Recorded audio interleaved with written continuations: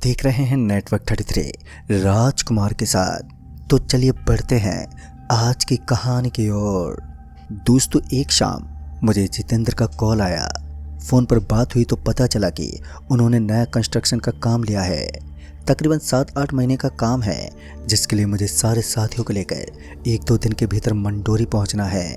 बात होने के बाद मैंने सारे साथियों को खबर दे दी और जाने के लिए तैयार रहने को कहा।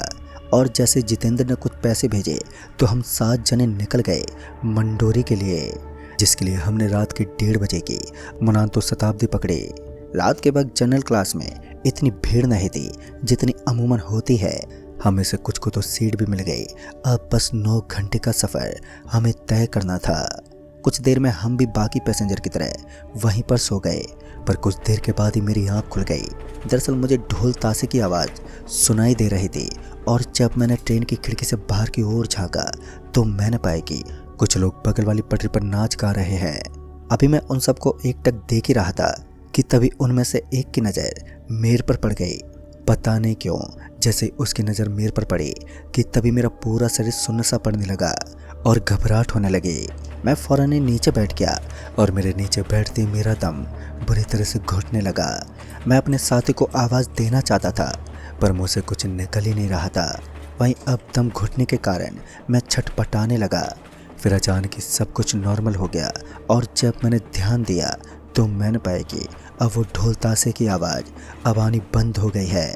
वैसे तो मेरी हिम्मत नहीं हो रही थी कि मैं एक नज़र बाहर की तरफ झांक लूँ, पर जब मैंने किसी तरफ बाहर देखा तो अब वहाँ कोई नहीं था। फिर इसी बीच ट्रेन एक झटके के साथ खुल गई। ट्रेन के वहाँ से निकलने के बाद मैं अभी भी बेहद डरा हुआ था और जब ये बात मैंने अपने साथियों को जगाकर बताई तो वो सारे मेरे पर हंसने लगे। उनमें से किसी को भी मेरी बात पर बिल्कुल भी यकीन नहीं हुआ, तो मैं भी अपना मुंह बंद करके चुपचाप करके बैठ गया। रात तो गहराती जा रही थी, पर अब मेरी नींद मेरी आंखों से कोसों दूर जा चुकी थी। इसी बीच जब मुझे टॉयलेट लगी तो मैंने दीपांकर को उठाया और साथ में जाने को कहा। दीपांकर उठा और मेरे साथ चल पड़ा और ट्रेन की गेट पर जाकर खड़ा हो गया। अब मैं टॉयलेट करने चला गया और जब मैंने टॉयलेट से बाहर निकलने के लिए जैसे ही दरवाज़ा खोला तो मुझे वही लोग टॉयलेट के बाहर नजर आए जो मुझे पटरों पर ढोल ताशे बजाते दिखे थे। मैंने तुरंत ही दरवाज़ा बंद कर लिया और वहीं चुप करके बैठ गया। अभी मैं टॉयलेट में बैठे हुए ये सोच ही रहा था कि यहाँ से कैसे निकलूँ कि तभी दीपांकर ने आवाज़ देते हुए कहा, अरे क्या यार, पूरी रात टॉयलेट में बिताने का इरादा है क्या? दीपांकर की आवाज़ सुनकर मेरे में थोड़ी सी जान आई और मैं फ़ौरन ही दरवाज़ा खोलकर टॉयलेट से बाहर आया, पर बाहर तो दीपांकर था ही नहीं। दीपांकर को बाहर ना पाकर मैं अपने दोस्तों की तरफ दौड़ा और जब मैं अपने दोस्त के पास पहुंचा तो वो सारे सो रहे थे, पर दीपांकर वहां पर नहीं था। मैंने बाकियों को जगाकर दीपांकर के बारे में बताया तो वो पांचों ये बोलकर वापस से सो गए कि यहीं कहीं होगा, थोड़ी देर में आ जाएगा। पर भला ऐसा कैसे हो सकता था? हम चालू डिब्बे में सफ़र कर रहे थे, जिससे बाहर जाने के लिए डिब्बे से बाहर उतरना पड़ता, पर ट्रेन तो अभी पूरी रफ्तार में ही चल रही थी। मुझे तो यह एहसास हो गया था कि दीपांकर किसी बड़ी मुसीबत में है और उसका लौटना इतना आसान नहीं होने वाला।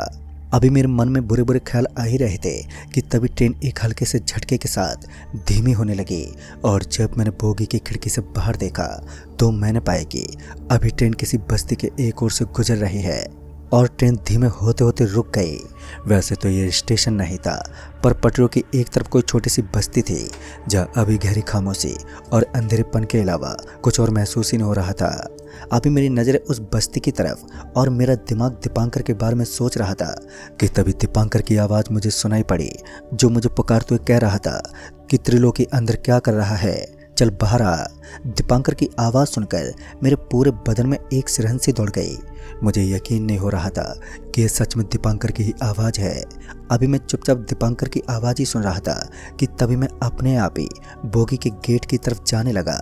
अपने आप को बोगी की तरफ जाता देख मैंने अपने साथियों को आवाज़ देकर उन्हें उठाने की कोशिश की, पर मेरे मुंह से आवाज़ ही नहीं निकल रही थी। मैं लगातार बोगी के गेट की तरफ खिंचता चला गया और जब मैं बोगी के गेट पर पहुंचा तो मैंने पाया कि सच में दीपांकर बाहर खड़ा है, पर वो अकेला नहीं था। दीपांकर के साथ वही ढोल ताशे वाले लोग थे जिन्हें देखकर मेरी फटी पड़ी थी। और जब उन लोगों में से एक ने दीपांकर की आवाज़ में बोला, अरे भाई चल त्रिलोकी, हमें देर हो रही है। ये देखकर तो मैं समझ गया कि अब मेरी जिंदगी का सफ़र यहीं पर ख़त्म हुआ समझो। कि तभी ट्रेन एक झटके के साथ खुल पड़ी। ट्रेन के खुलते ही मेरे हाथ पैर मेरे कंट्रोल में आ गए और मैं तुरंत ही वापस से अपने साथियों के पास भागा और उन्हें उठाकर फिर से उन्हें सारी बात बताई। इस बार उन पांचों को मेरी हालत देखकर थोड़ा थोड़ा यकीन हो गया कि मैं जो कुछ भी कह रहा हूँ वो कोई मजाक नहीं है।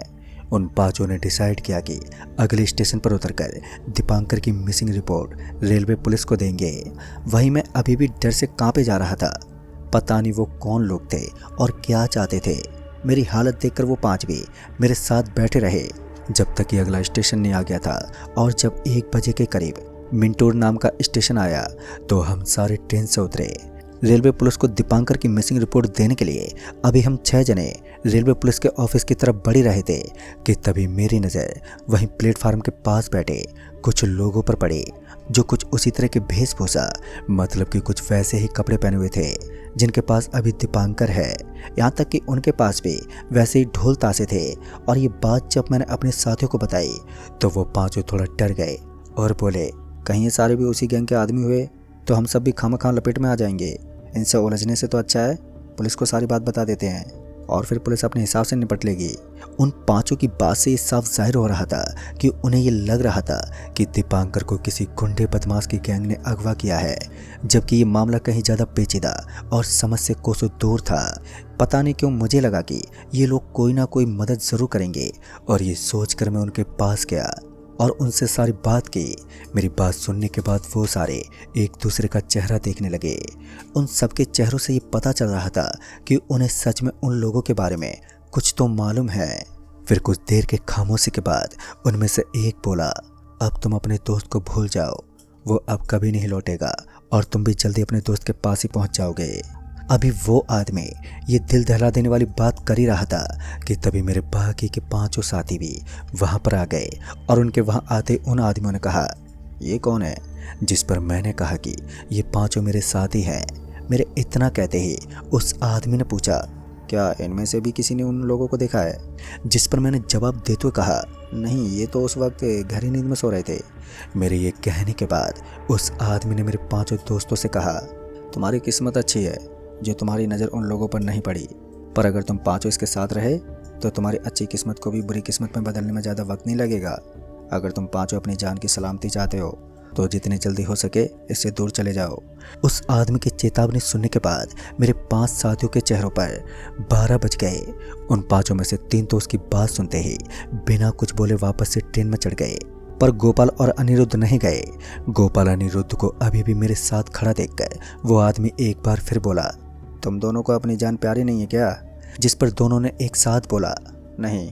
गोपाल और अनिरुद्ध के जवाब सुनने के बाद वो आदमी बोला, मुझे ये तो पता नहीं कि तुम दोनों ने क्या सोचकर ये फैसला लिया है, पर मैं ये बता दूं, आगे जो होगा, अगर तुम तीनों उससे भगवान की कृपा से बच भी गए तो भी तुम आज की रात को हर रात महसूस करोगे। अब तक उस आदमी ने जो कुछ भी कहा तो उससे हम अंदर से और भी टूट गए। मैंने उस आदमी से कहा, मुझे ये तो पता है कि खतरा बहुत बड़ा है और शायद इसका अंत भी बहुत भयानक हो, पर क्या आप कोई रास्ता बता सकते हैं जिसके जरिए मैं अपनी जान पर आई इस आफत से बच सकूं? इस पर उस आदमी ने कहा, हाँ, एक रास्ता तो है। फिर उसने कहा, अभी तुम्हें वो सारे लोग दोबारा दिखेंगे और जब वो दिखेंगे तो तुम्हारा तुम पर कोई काबू नहीं रहेगा जब तक तुम्हारी आँख खुली रहेगी। और फिर आगे उस आदमी ने बताया कि पहले वो तुम्हें अपनी बस्ती में ले जाएंगे और 9वें दिन तुम्हारी जान लेंगे। जब तुम उस बस्ती में पहुंचोगे तो तुम्हें उस बस्ती में एक ऐसा घर दिखेगा जिसमें रोशनी होगी। बस तुम्हें किसी तरह उस घर में पहुंचना है। उसके बाद तुम्हें आगे क्या करना है ये अपने आप पता चल जाएगा। इसके बाद वो आदमी अपने लोगों के साथ वहां से चला गया। उस आदमी के जाने के बाद अब हम तीनों इस सोच में पड़ गए कि ना जाने अब आगे क्या होने वाला है। मैंने गोपाल और अनिरुद्ध से वहां से जाने को कहा, पर वो दोनों नहीं माने। इसी बीच मुझे टॉयलेट लगी तो मैं गोपाल और अनिरुद्ध को प्लेटफार्म पर ही छोड़कर टॉयलेट करने चला गया। अभी मैं स्टेशन के वॉशरूम में घुसा ही था कि तभी मुझे फिर से वही ढोल ताशे की आवाज़ सुनाई पड़ी और जब मैं टॉयलेट से बाहर आया तो वही लोग मेरे सामने खड़े थे। उन पर नज़र पड़ते ही मैं एकदम से चमसा गया और मेरी जुबान एक बार फिर बंद पड़ गई। देखते ही देखते मैं अपने आप उनके साथ साथ चलने लगा और फिर कुछ ही देर में मैं उन लोगों के साथ स्टेशन से काफ़ी दूर चला आया। वो लोग बीच बीच में रुककर नाचने गाने लगते और मैं उनके बीच चुपचाप खड़ा रहता। रात तो पहले ही काफ़ी हो चुकी थी।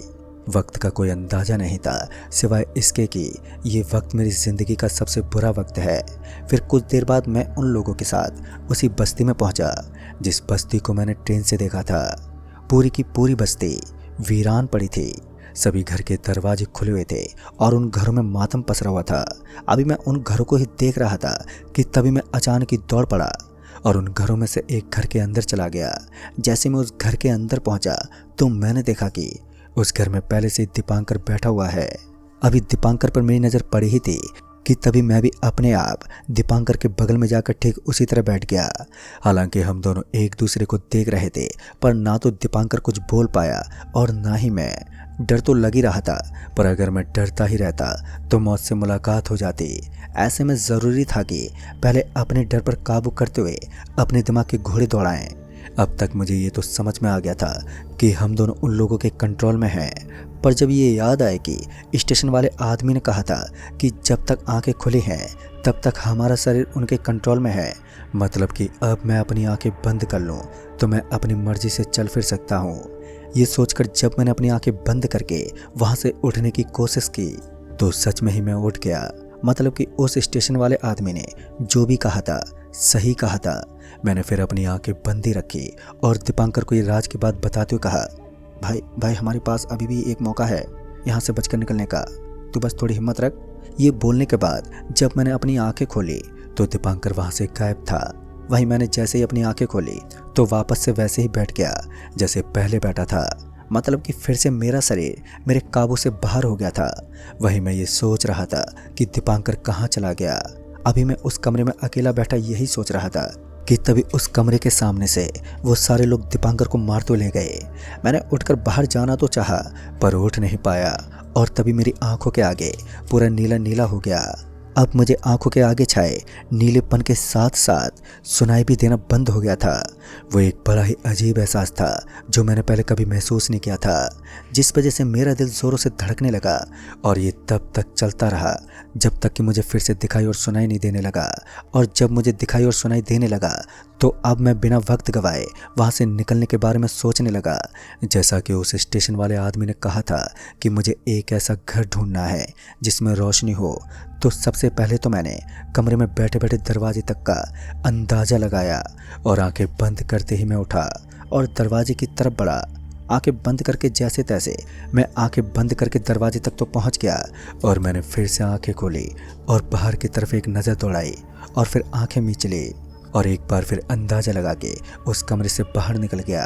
और ऐसे ही मैं बीच बीच में आंखें खोलता और फिर आंखें बंद करके आगे बढ़ जाता। हालांकि इस काम में मुझे बहुत दिक्कत तो हो रही थी, पर मुझे किसी तरह उस घर को खोजना था। भागते भागते मैं शायद उस बस्ती के चौक पर आ गया। चौराहे पर पहुंचने के बाद जब मैंने कुछ देर के लिए फिर से अपनी आंखें खोली तो उन 4 रास्तों में से एक रास्ते के अंत में थोड़ी रोशनी सी नजर आई। मैंने फौरन ही रास्ते का अंदाज़ा लगा लिया और झट से अपनी आंखें बंद करके उस तरफ चल पड़ा। अभी शायद से मैं 50 से 60 कदम ही चला था कि तभी मुझसे कोई बहुत ज़ोर से टकरा गया। उसके टकराते ही मैं नीचे गिर पड़ा। फिर गिरने के बाद मैंने अपनी आंख तो खोली ये देखने के लिए कि आखिर मुझे किस तरफ जाना है, क्योंकि मुझे ये तो पता ही था कि ये कोई आम जगह नहीं है। पर अब ऐसा लग रहा था कि मैं उस रास्ते पर अकेला नहीं चल रहा हूँ। कई कदमों की आवाज़ और आसपास किसी के साथ चलने का एहसास साफ साफ हो रहा था। मैं आंखें बंद किए बस अंदाजन उसी रास्ते की तरफ बढ़ता जा रहा था जिधर मुझे रोशनी दिखी थी। पर जब चलते समय मैं किसी दीवार से टकरा गया तो मैंने फिर से रास्ता देखने के लिए अपनी आंखें खोली। आँख खुली तो पता चला कि बस 2 घरों के बाद ही वो रोशनी वाला घर है। मैंने फिर से आंखें बंद की पर उस रास्ते से आगे बढ़ गया और फिर जब मैंने आंखें खोली तो मैं ठीक उस घर के सामने खड़ा था। मैं फौरन ही अपने आंखें बंद किए उस घर में घुस गया।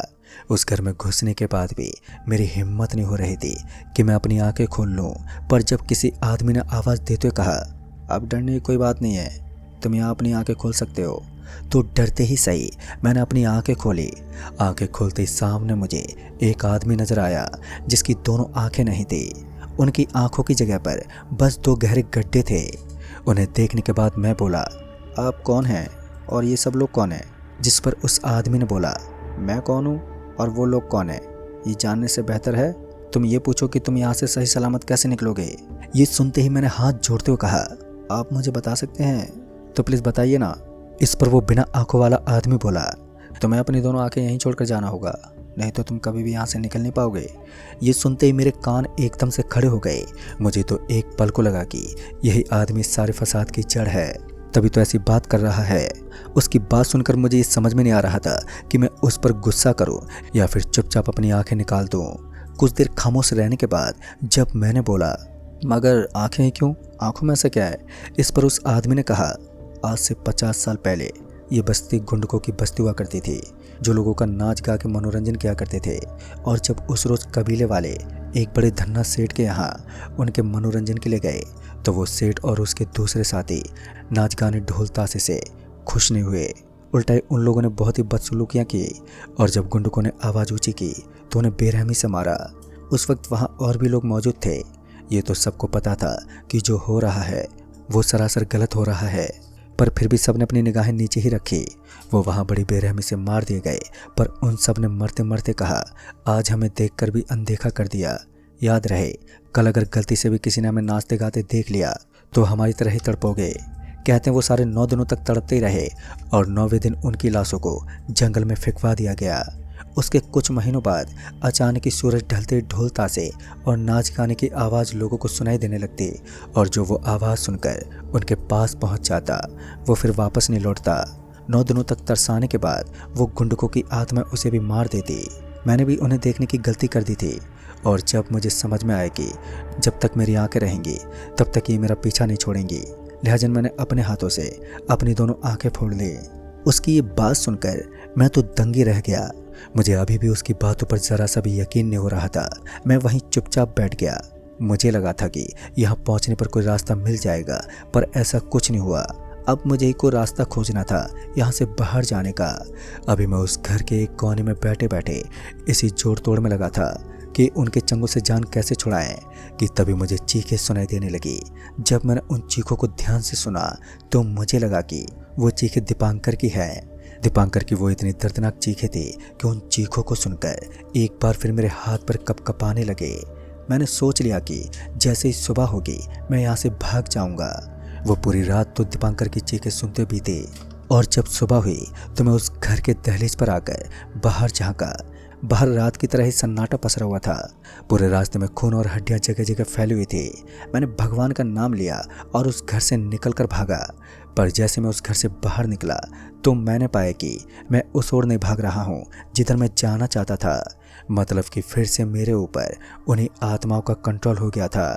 मैंने फ़ौरन ही अपनी आंखें बंद की और फिर से आगे बढ़ने लगा। अभी मैं अपनी आंख बंद किए आगे बढ़ ही रहा था कि तभी मैं किसी गहरे गड्ढे में गिर पड़ा। उस गड्ढे में गिरते ही मैं बेहोश हो गया, और जब मुझे होश आया तब भी आंखों के आगे अंधेरा ही था।